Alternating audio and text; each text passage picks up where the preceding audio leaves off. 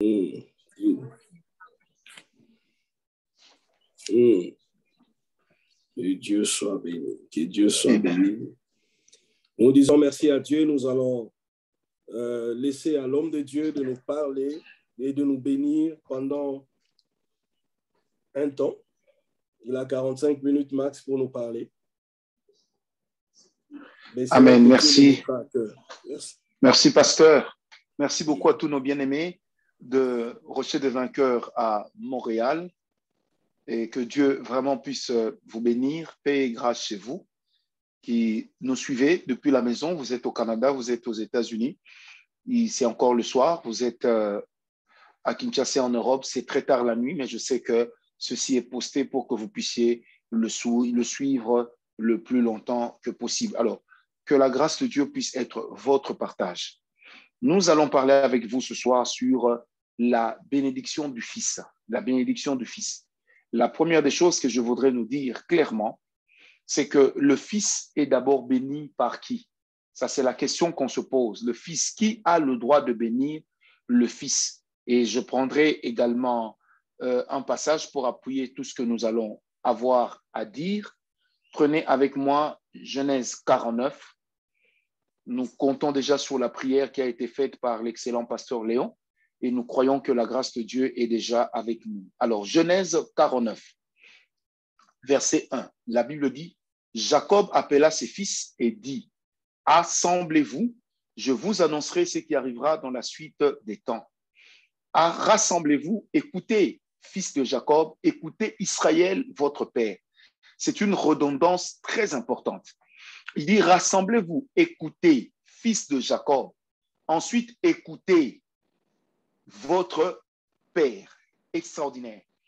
Alors, qui a le droit de bénir les fils? Vous savez, aujourd'hui, nous assistons à quelque chose de complètement bizarre, même dans l'Église. C'est que ce sont les fils qui désignent le père, alors que c'est au père d'identifier ses fils. Vous savez, nous autres, chaque jour qui se passe, il y a toujours quelqu'un qui nous écrit pour dire, le Seigneur m'a convaincu, tu es mon père spirituel. Je reviens toujours à la même chose. Je dis, mais demandez aussi au Seigneur de m'en parler. Parce que c'est une responsabilité. Mais là, nous sommes dans un contexte purement de père et fils spirituel. Sauf qu'ici, Jacob n'est pas en train de parler à ses fils spirituels. Il est en train de parler à ses fils, à ceux qu'il a conçus dans la chair, avec les différentes femmes qu'il a connues. Donc, 4 femmes, ça veut dire 2 femmes principales plus 2 servantes. Jacob est en train de parler à ses fils. Premièrement, il se présente lui-même, comme on dit en latin, en tant qu'intuito personae. Il se présente comme le Père, ça veut dire comme celui qui a la parole de la bénédiction sur ses fils. Je répète, Jacob parle à ses fils comme celui qui a la parole de la bénédiction en tant que géniteur. Je voudrais ici d'emblée dire à tous ceux qui nous suivent, qui sont des pères et qui sont même des mères, c'est que lorsque vous êtes mère, vous êtes fils. La responsabilité d'un père, ce n'est pas seulement celle de nourrir son fils, ce n'est pas seulement celle de s'assurer que l'enfant aille à l'école, mais c'est celle de s'assurer que l'enfant puisse atteindre sa destinée. Parce qu'un enfant peut aller à l'école. Un enfant peut même décrocher un PhD, mais échouer dans la vie. Vous savez, un jour, je me rappelle, je revenais de Paris, nous étions avec un bien-aimé, et lorsque j'arrive à la gare du Midi à Bruxelles, je vois un homme que tout le monde était en train de fuir. Et là, le Seigneur nous révèle que cet homme a été envoûté par sa famille. Pasteur, le frère, quand je lui dis, il dit, est-ce que tu sais que prophète, cet homme était professeur dans telle université ici en Belgique, mais il a connu un envoûtement à haut débit. Et c'est cet envoûtement-là qui a fait qu'il soit dans cet état. Remarquez, les parents ont consenti des efforts, peut-être qu'ils n'étaient pas boursiers, peut-être que la famille a eu à vendre les maisons, puisque nous connaissons les réalités africaines, et surtout que c'était un Africain en Europe. Alors, qu'est-ce qu'on n'a pas consenti comme sacrifice? L'enfant arrive à l'université. Il termine où? À l'université libre de Bruxelles, qui est l'université numéro 1 de Bruxelles, de la Belgique. Il finit, il décroche son PhD. Le papa pouvait être content pour dire, ça y est, mon fils a décroché le gros lot. Le nom de la famille résistera et sera hissé à une autre hauteur. Mais quelques années seulement après, un enfant très intelligent devient fou. Il devient fou. C'est en ce moment-là que les parents se rendent compte qu'en fait, Ils ont joué le rôle des pères dans la chair, mais ils n'ont pas sécurisé la destinée de leurs enfants. Parce que vous savez, en tant que père, en tant que mère, nous avons la possibilité et la responsabilité de sécuriser la destinée de nos enfants. Une destinée que nous n'arrivons pas à sécuriser, en réalité, peu importe la qualité de l'éducation qu'on aura donnée, ça peut échouer.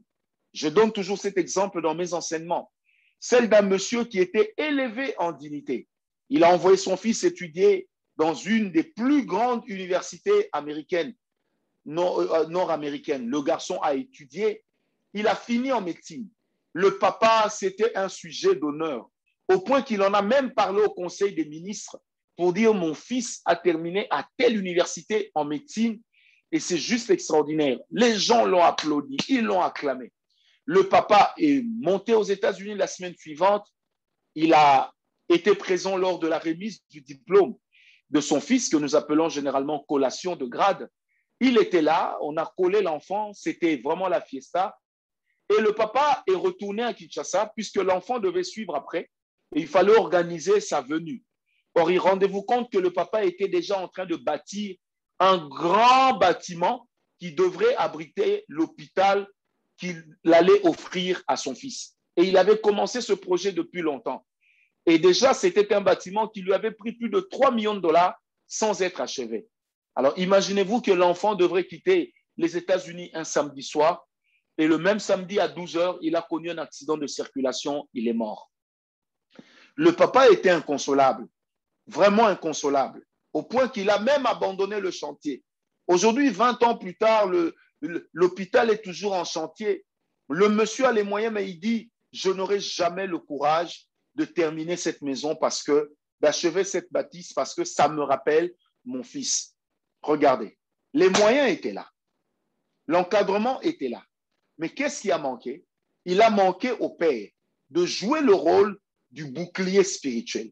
Il a manqué au père de jouer le rôle de celui qui devait garder l'enfant. Vous allez imaginer, Jacob dit à ses fils, écoutez-moi parce que vous êtes mes fils. Mais ensuite, il y a une redondance. Il leur dit, écoutez-moi parce que je suis Israël, votre père. Ça change de dimension. Il est Jacob, leur père dans la chair, mais il est Israël parce qu'il a des alliances avec Dieu, dans lesquelles alliances il a inclus ses enfants. Vous savez, s'il est une intelligence que les occultistes ont, mais que les enfants de Dieu n'ont pas, c'est que nous disons que nous sommes en alliance avec Dieu. Et nous n'apprenons pas à nos enfants à vivre et à dépendre de nos alliances avec Dieu. Nous n'apprenons pas souvent à nos enfants à venir prier avec nous pour être témoins de ce que Dieu fait, témoins de ce que Dieu nous dit, témoins de la manière dont Dieu nous équipe. Mais regardez les occultistes, il va élever l'enfant en suivant exactement la courbe qui est la sienne. Et il va garantir à son enfant son héritage spirituel parce qu'il sait que c'est dans l'héritage spirituel que se trouvera en réalité la véritable loi de la succession. Alors que chez nous, les enfants de Dieu, on se dit, oh, Dieu veillera sur mes enfants. Mais comment donc les avons-nous instruits? Sur quelle voie les avons-nous placés? On les place sur la voie du Seigneur, alléluia. Mais on doit aussi leur apprendre à dépendre de Dieu, les placer sur l'autoroute des alliances que nous entretenons avec le Seigneur, si du moins nous en avons. Parce qu'après, n'oubliez pas que l'alliance avec Dieu est toujours une affaire d'entente. Ça veut dire que l'homme amène sa part, Dieu amène sa part. Parce que dès qu'on parle d'une alliance, c'est qu'il y a un partenariat. Vous voyez, on peut aujourd'hui donner à nos enfants tout ce dont ils ont besoin. Mais la chose la plus importante, c'est leur assurer une sécurité spirituelle. Tenez, aujourd'hui à l'école, vos enfants peuvent partir de la maison, arriver à l'école, on leur donne un bonbon. Et les enfants reviennent à la maison, ils retournent à la maison, ils sont devenus sorciers. Les enfants peuvent aller jouer avec des amis et ils trouvent simplement le ballon de football de son ami. Et le soir, on vient prendre l'enfant pour le faire sortir et l'enfant devient sorcier. L'enfant devient envoûté. On a même vu des parents qui se plaignent que l'enfant est devenu autiste à l'âge de 8 ans. Mais pendant tout ce temps-là, l'enfant était normal. Comment ces choses se passent? N'oublions pas que nous sommes dans un monde dans lequel il y a beaucoup de voleurs d'âmes. Il y a beaucoup de voleurs d'esprit. Du reste, dans Apocalypse 18, la Bible parle des vendeurs d'âmes et des vendeurs de corps. Donc, si vous ne protégez pas votre enfant dans la prière, si vous ne leur présentez pas la face du Seigneur, si vous ne leur présentez pas la voix de Dieu, et si vous n'êtes pas aussi en alliance avec Dieu, en y incluant vos enfants, un jour, vous n'aurez plus que vos yeux pour pleurer. Donc, Jacob s'est montré père en tant que papa normal, celui qui assume la responsabilité. Mais Jacob parle aussi de lui comme étant Israël. Ça veut dire l'homme qui a une alliance conséquente avec Dieu. Or, si vous prenez le psaume 50, verset 5, psaume 50, verset 5, la Bible dit, « Amenez-moi mes serviteurs qui ont conclu alliance avec moi par le sacrifice. » Donc, c'est pour dire que le grand sacrifice que nous faisons pour nos enfants, ce n'est pas seulement de les envoyer dans les bonnes écoles. Les meilleurs sacrifices que nous faisons pour nos enfants, c'est celle de les amener devant Dieu. C'est celle d'apprendre aussi à faire des offrandes au nom de nos enfants. Celle de faire des offrandes au nom de nos enfants. Tu as ton enfant Daniel, fais des offrandes aussi au nom de l'enfant. Tu as ton enfant Joël, fais des offrandes au nom de l'enfant. Tu as ta fille qui est en train de grandir, fais des offrandes pour ta fille. Tu as Sarina qui grandit, fais des offrandes. Pourquoi?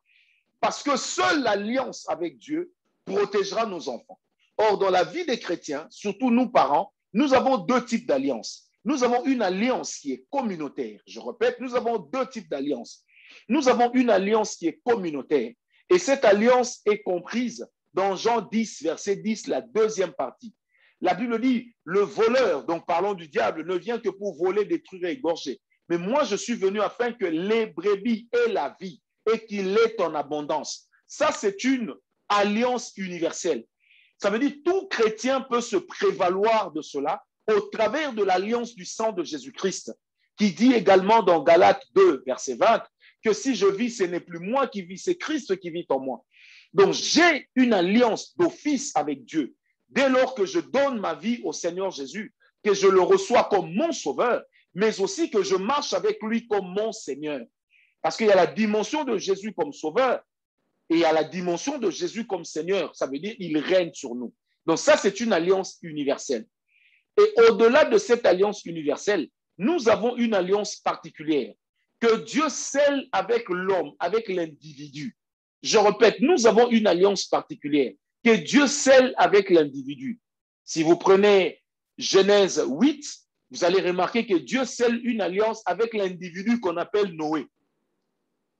Si vous prenez Acte 13, verset 2, vous allez remarquer que Dieu scelle une alliance avec deux individus. L'un qu'on appellera Saul de Tarse, devenu plus tard Paul, et l'autre qu'on appellera Barnabas. Vous allez remarquer que c'est une alliance particulière que Dieu scelle avec les deux lorsqu'il dit « Mettez-moi à part Paul et Barnabas pour l'œuvre à laquelle je les ai appelés. » Ça veut dire que Dieu prend un engagement. Il fixe un objectif, il choisit des personnes, il les met à part. Il les consacre pour cela. Ça, c'est une alliance particulière. En tant que parents chrétiens, nous devons chacun pour sa part avoir et entretenir une alliance particulière avec Dieu. Parce que c'est dans l'alliance particulière que se trouvent ce qu'on appellerait les clauses de notre contrat. Je peux vous étonner en vous disant les choses avec lesquelles le Seigneur s'engage avec le pasteur Léon. Il ne s'engage pas forcément avec moi pour la même chose. Et c'est là que l'Église commet une erreur, bien-aimés. C'est que nous avons tous part à la vie éternelle. C'est la seule chose que nous avons en commun. La foi en Jésus pour la vie éternelle, c'est la seule chose que nous avons en commun. Mais de l'autre côté, tout ce qui vient comme alliance avec Dieu et nous, ce sont des alliances particulières. Est-ce que vous savez que Dieu n'a jamais, par exemple, promis aux chrétiens qu'ils allaient vivre longtemps? Mais il y a des gens avec qui Dieu a fait cette alliance pour lui dire « tu vivras longtemps ». Je t'accorderai une longévité. Dieu n'a jamais dit à l'Église que vous serez les plus riches. Non. Mais il y a des personnes avec lesquelles le Seigneur a fait cette alliance. Il existe des personnes avec lesquelles le Seigneur a fait l'alliance. Que toi, je fais une alliance avec toi. Tu vas évoluer dans les milieux politiques alors que tu me sers. Mais ça ne veut pas dire que ce sera le dada de tout le monde. Non. Ça, c'est ce que nous appelons les clauses de l'alliance particulière. Alors, retenez ceci. Une alliance qui vient de Dieu a une valeur spirituelle.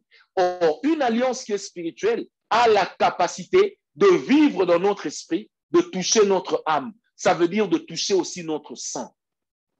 Et c'est à ce niveau-là, bien-aimé, que la même promesse que Dieu avait faite à Abraham, il va la refaire aussi à Isaac. La promesse du succès que Dieu va donner à Abraham, il va la matérialiser aussi avec Isaac. Au point que la Bible dira, Isaac réussissait dans tout ce qu'il entreprenait. Au point qu'un jour, le roi Abimelech s'est dit, non, mais tu es en train de devenir trop puissant pour nous. Mais d'où est-ce que Isaac tirait cette puissance? Il tirait cette puissance des alliances qu'il a connues de Dieu, du Dieu de son père. Bien aimé, il est une dimension dans laquelle nos enfants doivent apprendre à prier le Dieu de leur père. Papa, maman, quel est le Dieu que tu présentes à tes enfants? La qualité du Dieu que tu présenteras à tes enfants dépendra de la vie que tu mènes, dépendra de ce que tu dis à tes enfants. Qu'est-ce que les enfants t'entendent dire? Mais retiens que le plus fort et le plus grand témoignage, c'est d'abord ce que tu es au-dedans. Parce que ce que tu es au-dedans, même si tu le caches, se transmet aux enfants, étant donné que dans le monde spirituel, l'information circule. Donc, cela est très important. Or, comme l'information circule dans le monde spirituel, la qualité de cette information-là a la capacité d'instruire nos enfants, tout comme de les déformer, des choses qu'ils ne connaissent pas ou même des choses qu'ils connaissent. Je donne un exemple. Un parent qui va commettre l'adultère loin de sa femme ou une femme qui va commettre l'adultère loin de son mari, il ou elle n'avouera jamais. Ça va passer. Erreur. Parce qu'il y a des démons qui vous ont vu commettre l'acte et qui vont prendre ce péché-là pour donner information aux démons qui sont dans vos enfants. Et c'est comme ça qu'un père, coureur de jupons, mais caché, vous allez peut-être remarquer 40 ans, 50 ans après, l'enfant commence à refaire la même vie que le père. Une vie cachée, subtile, un adultère très subtil, mais pourtant présent. Mais d'où est-ce que ça vient? Parce que dans le monde spirituel, les informations demeurent. Voilà pourquoi l'apôtre Paul a dit une parole que nous négligeons souvent. Dans 1 Corinthiens 2, verset 10, à partir du verset 8 jusqu'au verset 10, il y a une phrase que l'apôtre Paul sort, il dit « Lequel connaît les choses de l'homme, si ce n'est l'esprit de l'homme qui est en lui ?» Donc c'est pour dire que dans le monde spirituel, mes amis, il y a des gens qui ont la capacité de sonder le monde spirituel pour comprendre même ce que vous êtes. Et c'est comme ça, pasteur Léon, qu'un faux prophète, un devin, peut même faire une lecture exacte de votre vie, mais pourtant ce n'est pas l'Esprit de Dieu. Pourquoi? Parce qu'il y a des informations sur vous qui existent dans le monde spirituel. Chacun de nous est né avec un planning divin pour sa vie. Aucun d'entre nous n'est né parce que ses parents seulement l'ont voulu. Non. Même si tu es l'enfant de la deuxième femme, c'est la relation qui est illégitime. Ce n'est pas l'enfant qui est illégal aux yeux de Dieu.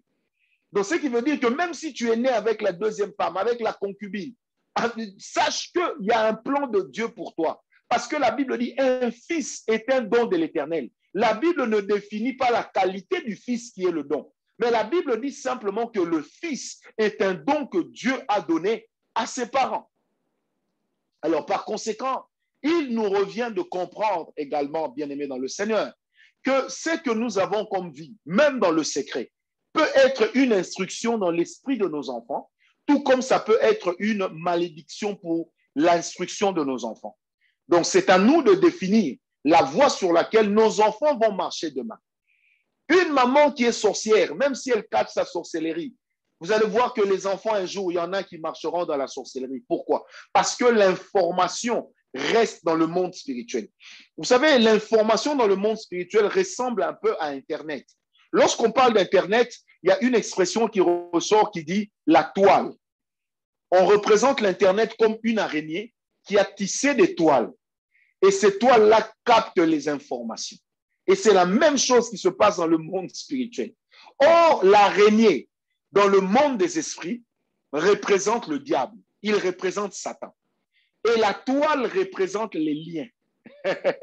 Mais remarquez comment l'informatique va trouver ça. Donc, c'est pour dire, mes amis, que dans le monde spirituel, il est de ces informations que vous cachez, mais que des démons vont divulguer, que des démons vont amener à la connaissance.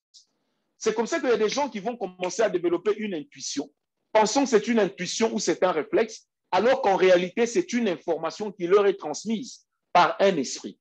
C'est pourquoi, chers parents, il est important de comprendre que la responsabilité du père, s'il veut être une bénédiction pour ses enfants, s'il veut que ses enfants soient une bénédiction pour l'humanité, S'il veut que ses enfants soient des personnes qui connaîtront Dieu demain, cette responsabilité lui échoit.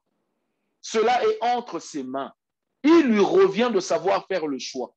Et gare à celui qui dira que la vie m'impose un choix. Non, parce que nous sommes toujours libres de faire un choix. Et une alliance avec Dieu ne demande pas de l'argent. Une alliance avec Dieu ne demande pas une position sociale, mais ça demande d'abord un cœur consacré. Parce que lorsque nous parlons de la consécration, le mot hébreu pour consécration, c'est naziréa.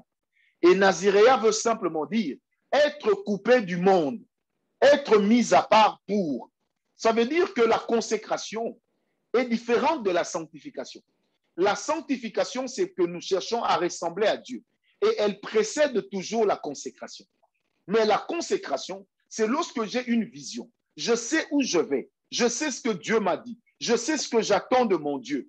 Alors, je vais me consacrer en fonction de cela. C'est ce qui fait que deux chrétiens n'ont pas la même consécration, mais ils ont la même sanctification. Voilà pourquoi la qualité de ma consécration va définir aussi la taille des choses qui vont se produire demain dans la vie de mes enfants.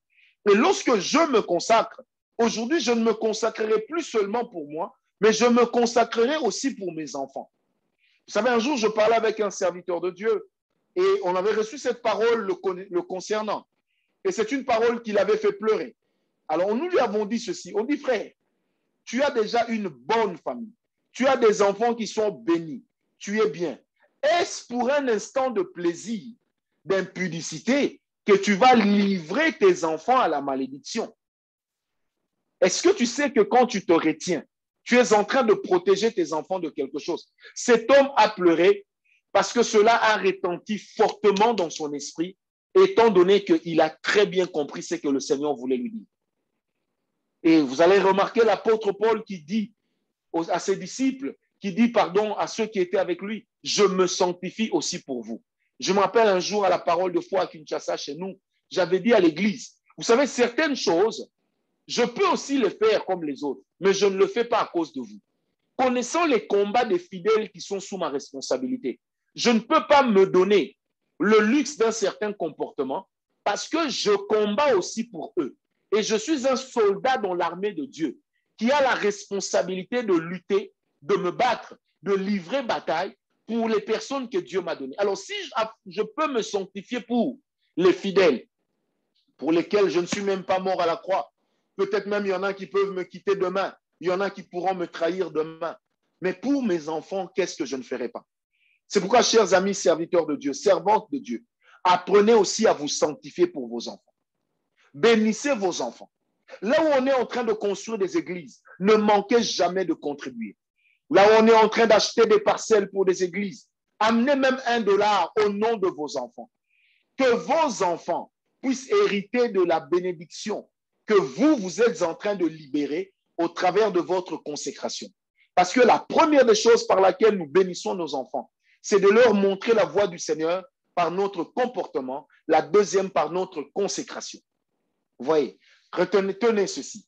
Lorsque la lampe de l'Éternel s'était éteinte en Israël, lorsque la voix de l'Éternel était devenue rare en Israël, il y avait un homme consacré au milieu des personnes qui se vautraient dans la saleté, au milieu des fils de Élie qui étaient en train de mener une vie exécrable. Il y avait un homme qui s'appelait Samuel, et cet homme s'était consacré.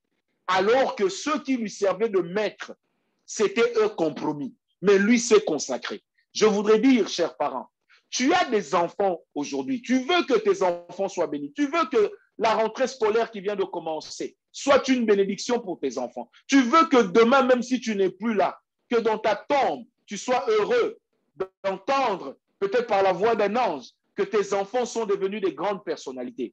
Alors, commence dès aujourd'hui. Même au milieu des gens qui se vautrent dans le péché, toi, fais la différence. Même au milieu des gens qui sont en train de se compromettre, toi, fais la différence. J'ai toujours dit ceci. On ne pêche pas par procuration. Dieu ne nous jugera pas tous de la même manière parce que nous n'avons pas tous le même objectif. Ne te dis jamais, l'autre sert Dieu. Il a tel comportement. Le Seigneur continue à être avec lui. Moi aussi, j'aurai tel comportement. Jamais. Tu sais pourquoi? Parce que chacun de nous est une pièce unique dans le puzzle de Dieu. Chacun de nous est un pion unique dans le jeu des destinées que le Seigneur est en train de distribuer sur la terre. Donc, tu es un fils unique, tu es une fille unique, tu es quelqu'un de particulier. Alors, si tu réalises cela, marche dans la consécration. Mets ta vie à part. Prends ta vie au sérieux. Et c'est cela qui sera ta bénédiction. Et c'est comme ça que tu béniras aussi tes enfants. Vous allez remarquer avec moi que Jacob a été, au vu de ses enfants, un homme consacré. Même s'il avait plusieurs femmes. Et vous allez d'ailleurs remarquer que le lien d'avoir plusieurs femmes a continué à courir, même avec les enfants de Jacob, les enfants des enfants. Et celui qui a atteint le paroxysme, c'est Salomon. Pourquoi? Parce qu'il y a eu une information qui est passée d'une génération vers une autre génération. Alors, vous pouvez faire la différence, passer une information de consécration. Voilà pourquoi j'aimerais dire, je ne me consacre pas seulement pour moi, mais je me consacre aussi pour les enfants que Dieu m'a donnés. Je me consacre aussi pour les fils spirituels que Dieu m'a donnés. Parce que nous cherchons à être des modèles, malgré nos défauts. Nous cherchons à être des exemples à suivre. Par conséquent, nous sommes astreints à un comportement, à une vie de consécration. Et c'est la consécration qui sera notre bénédiction. C'est la consécration qui sera demain la bénédiction de nos enfants. Bien-aimés, voilà pourquoi il est important d'être un père, d'être une mère correcte. Même là où tu es tout seul, sois une personne correcte. Même là où tu évolues et qu'il n'y a pas de témoin, sois une personne correcte.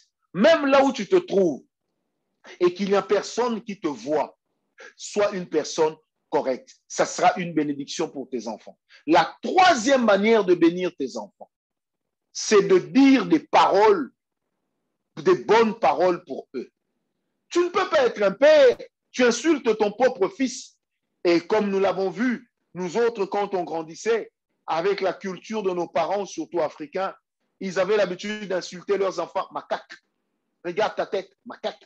Et ça revenait souvent. Moi, je me rappelle un jour, nous sommes allés chez des amis et leur père les insultait.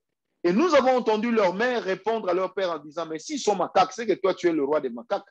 Le papa s'était fâché, mais c'est juste pour montrer à quel point est-ce que certains parents ont livré leurs enfants à la vindicte populaire. Combien certains parents ont vendu leurs enfants aux esprits. Alors, tenez, comment ça marche? Lorsque dans Job, l'Éternel pose la question, la Bible dit, les fils de Dieu se présentèrent devant Dieu et Satan aussi était parmi eux.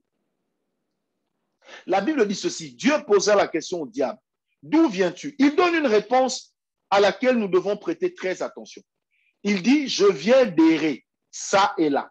Or, quand nous parlons d'esprit malin, c'est ça aussi qu'on appelle un esprit errant. Le mot hébreu, pour parler de l'esprit malin, parle simplement d'un esprit qui erre ça et là. Or, un esprit qui erre ça et là, qu'est-ce qu'il fait? Ça veut dire qu'il n'a pas des objectifs. Il a une nature de mal en lui. Il se fixe l'objectif en fonction de sa victime. Pendant que toi, tu es en train d'insulter tes enfants, tu es idiot, tu es bête, regarde comment tu es. Et si cet esprit-là passe par là, qu'est-ce qu'il va faire? Il va se sentir invité, il va faire l'upload dans la vie de l'enfant. Ça veut dire lui-même va télécharger son système d'exploitation dans la vie de l'enfant. Lui-même va télécharger. C'est pourquoi, bien aimé, les enfants peuvent devenir les paroles que nous déclarons pour eux aujourd'hui. Je répète, nos enfants demain peuvent devenir les paroles que nous déclarons pour eux aujourd'hui. Je le dis encore une fois, nos enfants peuvent devenir les paroles que nous déclarons pour eux aujourd'hui. Voilà pourquoi avec ces choses, nous ne devons jamais faire de la blague. Parce que nous pouvons foutre en l'air la vie de nos enfants. Ton enfant, c'est un grand. Tu dois le dire. Mes enfants sont des grands. Ils deviendront puissants. J'étais tout à l'heure avec mes deux fils à l'école de foot. Et pendant que mon fils, un de mes fils jouait, il m'a dit, l'autre qui était avec moi me dit, papa, tu as vu, il joue bien. J'ai dit, il joue très bien et il joue mieux que tout le monde sur ce terrain. Et dans mon cœur, je disais, je dois montrer à mon fils que je crois en eux plus que tout le monde, que je les bénis, parce que je suis non seulement leur premier supporter, mais je suis aussi celui qui parle le langage de la bénédiction, afin que mes enfants soient des enfants bénis, afin que mes enfants soient des enfants qui vont de l'avant. Voilà pourquoi mon épouse et moi, depuis que nous avons eu nos enfants, nous ne les avons jamais insultés. Ça fait 14 ans qu'on a commencé à être des parents, on n'a jamais insulté les enfants. Nous n'avons jamais tenu des paroles négatives à l'égard de nos enfants. Même quand ils agissent mal, nous les bénissons toujours. Nous ne disons pas aux enfants, regarde-toi vraiment, est-ce que toi, tu seras bien dans ta vie? Est-ce que toi, on ne le dit pas? On ne le dit pas. On ne dit pas aux enfants, est-ce que toi, qu'est-ce que tu vas faire pour moi demain? On ne le dit pas. Parce que notre bouche, c'est la bouche d'Israël. C'est la bouche du vainqueur. Notre bouche a remporté des batailles. Et lorsque nous déclarons sur nos enfants, nous remportons aussi des batailles sur eux. Bien-aimés, n'oubliez pas que le monde spirituel fonctionne comme un combat de paroles. Lisez 1 Samuel 17. Vous allez remarquer qu'entre David et Saül et Goliath, il y avait eu un combat de paroles avant de laisser place à un combat d'armes.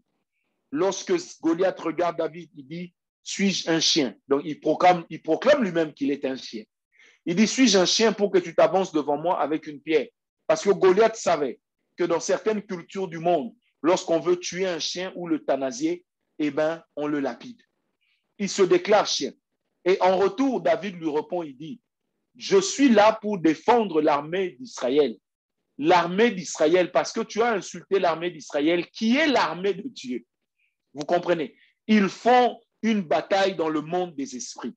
Et qu'est-ce qui va se passer? David va dire à Goliath, je vais te tuer, je vais te trancher la tête, je prendrai ton corps, je le donnerai aux oiseaux du ciel, je prendrai ta tête, je ramènerai cela. N'est-ce pas ce que David a fait? Or, David dit, je vais te couper la tête, mais il n'a pas d'épée, il n'a pas de couteau, mais il a une pierre. Il n'a pas de couteau, il n'a pas d'épée, mais il a une pierre. Quand sa parole entre dans la pierre, sa parole rend cette pierre puissante. Et cette pierre tue Saül, mais tue Goliath. Et une fois que Goliath meurt, que va faire David? David va prendre l'épée de Goliath pour matérialiser la parole qu'il avait déclarée contre lui. Il va lui trancher la tête. Il va montrer à Israël la tête de Goliath. Et qu'est-ce qu'il va faire? Il va prendre le corps de Goliath, il va le laisser pour que les oiseaux du ciel puissent s'abreuver de son sang et manger sa chair. C'est aussi ce qu'on appelle la malédiction de Goliath. Une malédiction de laquelle plus tard sera frappée Jézabel, la femme d'Akab. Donc, bien aimé, il est très important dans notre marche avec Dieu d'apprendre à déclarer des paroles de bénédiction sur nos enfants. Vous savez, chez nous, à l'église Parole de foi à Kinshasa, un jour, on m'a appris qu'il y a une monitrice qui avait l'habitude d'insulter les enfants d'autrui, qui avait l'habitude de dire des paroles négatives. Le jour où nous l'avons appris, on l'a fait partir de là. On l'a fait partir de là. Et jusqu'à aujourd'hui, je soupçonne toujours cette fille-là d'être sorcière. Parce que dans la sorcellerie, lorsqu'on veut envoûter les enfants, qu'est-ce qu'on fait? Ou lorsqu'on veut envoûter les hommes, on prend une bougie, on prend une statue, on prend une poupée, on représente une personne sur laquelle on commence à proférer des malédictions. Et nous nous sommes levés, nous avons prié. Et il y a eu des délivrances, la grâce de Dieu était là. Alors, c'est juste pour imager certains combats auxquels nous faisons face. Des fois, il y a des combats qui sont silencieux, mais dont les résultats se feront voir demain.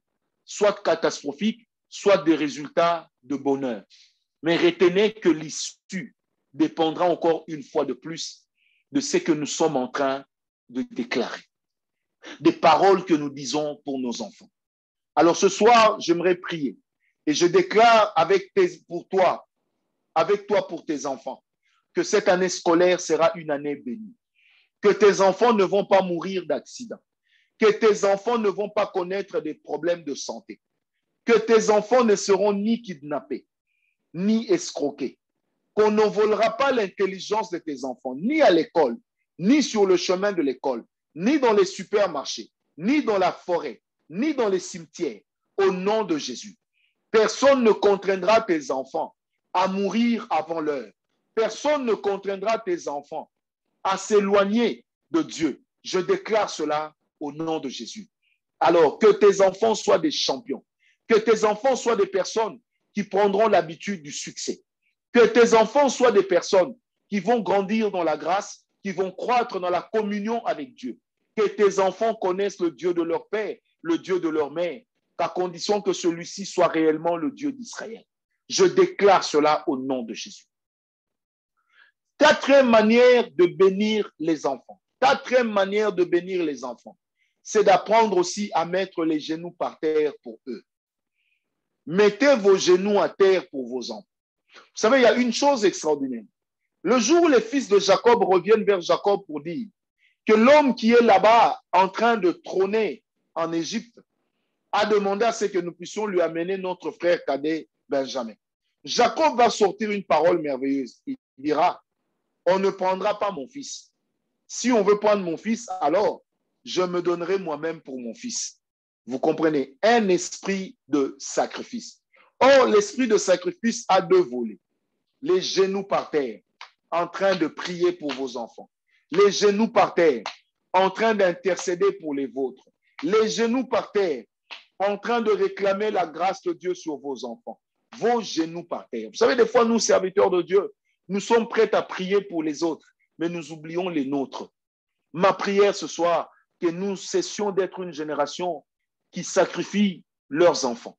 Que nous cessions d'être une génération qui hypothèque l'avenir de ses enfants. Mais que nous soyons cette génération qui marche avec Dieu, qui montre aux hommes qui et de quoi est-ce que notre Dieu est capable. Et cela au nom de Jésus. Le deuxième entendement du sacrifice, je l'avais dit au départ, j'y reviens, c'est aussi d'apprendre à faire des offrandes au nom de vos enfants. Rendez vos enfants partenaires avec Dieu. Rendez vos enfants proches de Dieu. Rendez vos enfants, je répète, proches de Dieu. Partenaires avec Dieu. Rendez vos enfants, je le dis encore, partenaires avec Dieu. Proches de Dieu. Bien-aimés, faites de vos enfants des gens qui contribuent pour l'achat partiel de votre église. Faites de vos enfants des personnes qui contribuent mensuellement. Même si ce sera votre argent, mais que ça transite entre leurs mains ou que ça arrive dans le panier en passant par les mains de vos enfants. Vous savez, des fois, nous ne comprenons pas l'importance des offrandes que nos enfants apportent à l'église. Il arrive que nous donnons à nos enfants des petites pièces ou encore des petites coupures de 500 francs congolais qui ne représentent absolument rien. De l'argent que nous-mêmes, nous savons que nous ne pouvons rien faire avec. Et quand vous dites à un parent, mais comment tu donnes à ton enfant de faire une offrande aussi minime? Il te répond, ah, c'est quoi? Ce n'est qu'un enfant. Oui, ce n'est qu'un enfant, mais c'est un esprit qui a une destinée. Donnez à vos enfants de bénir l'Église. Donnez à vos enfants de bénir les orphelins. Donnez à vos enfants de bénir les veuves. Donnez à vos enfants de faire l'aumône aux pauvres. Il y a une bénédiction derrière. C'est aussi comme ça qu'on bénit ses enfants et c'est comme ça qu'on programme pour ses enfants la bénédiction qui viendra de la terre sur laquelle ils sont établis. Ma prière ce soir, bien-aimés, que la grâce de Dieu vous pousse de l'avant, que la main de Dieu nous rende sages, que la main de Dieu éclaire notre lanterne, que la main de Dieu puisse être sur nous et demain sur la vie de nos enfants, une lumière qui ne s'éteindra jamais. Que la main de Dieu puisse être pour nous demain, mais aussi sur la vie de nos enfants, une lumière que personne n'amènera à l'extinction. Je le déclare non pas seul, mais avec le Saint-Esprit, dans le nom de Jésus. Paix et grâce dans vos maisons, paix et grâce dans ce que vous êtes, paix et grâce dans ce que vous faites, paix et grâce dans la vie que vous menez. J'ai ainsi prié au nom de Jésus-Christ.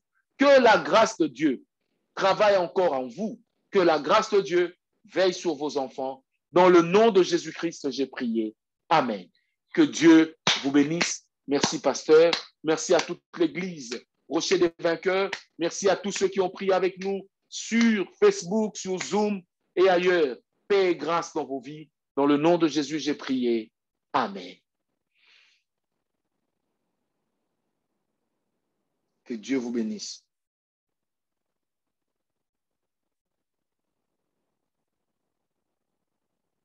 Bénis, nous sommes bénis, nous sommes bénis. Nous sommes bénis, nous sommes bénis par l'homme de Dieu, le prophète Francis, qui nous a vraiment profondément parlé. Oui, là, je suis en live maintenant. Nous bénissons le Seigneur pour ces messages combien puissants, vraiment édifiants. Je vois même les enfants qui réagissent. Vous étiez